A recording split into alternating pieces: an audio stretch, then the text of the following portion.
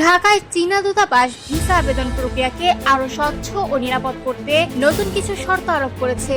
সম্প্রতি দূতাবাস জানায়, কিছু ট্রাভেল এজেন্সির বিরুদ্ধে ভুয়া আবেদন, ফি গোপন রাখা, ভিসা পাওয়া কঠিন বলে অতিরঞ্জন করা এবং আবেদনকারীদের সঙ্গে প্রতারণার মতো গুরুতর অনিয়মের অভিযোগ পাওয়া গেছে। দূতাবাসের মতে, এসব কর্মকাণ্ড শুধু ভিসা প্রক্রিয়াকরণ ব্যবস্থাকে ব্যাহত করছে না, বরং সাধারণ আবেদনকারীদের স্বার্থ ক্ষতিগ্রস্ত করছে। তাই ভিসা সেবার মান উন্নয়নে এবং জালিয়াতি রোধে নতুন নির্দেশনা জারি করা হয়েছে, যা আগামী 5 জুলাই থেকে কার্যকর হবে। নতুন নিয়ম অনুযায়ী এখন থেকে চীনা ভিসা আবেদনকারীদের সেবা দিতে হলে সংশ্লিষ্ট ট্রাভেল এজেন্সিকে অবশ্যই ইন্টারন্যাশনাল এয়ার ট্রান্সপোর্ট অ্যাসোসিয়েশন বা আইএটিএ স্বীকৃত হতে হবে। একই সঙ্গে দূতাবাস পরামর্শ দিয়েছে, আবেদনকারীরা যেন ট্রাভেল এজেন্সির ওপর সম্পূর্ণ নির্ভর না করে বরং চীনের অফিসিয়াল ওয়েবসাইট ব্যবহার করে নিজেরাই প্রয়োজনীয় কাগজপত্র সহ ভিসার আবেদন সম্পন্ন করেন। বিজ্ঞপ্তিতে আরো বলা হয়েছে, চীনা দূতাবাস বাংলাদেশী নাগরিকদের জন্য একটি দক্ষ, স্বচ্ছ এবং মানসম্মত ভিসা সেবা নিশ্চিত করতে প্রতিশ্রুতিবদ্ধ।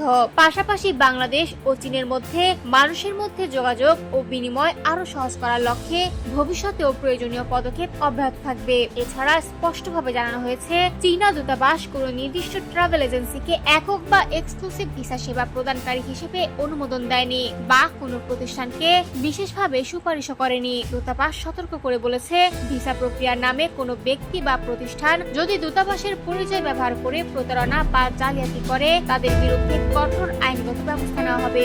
সবশেষে আবেদনকারীদের অনুরোধ করা হয়েছে, ভিসা সংক্রান্ত যে কোনো প্রক্রিয়ায় সতর্ক থাকতে এবং বিভ্রান্তিকর তথ্য বা প্রতারণার ফাঁদে না পড়তে।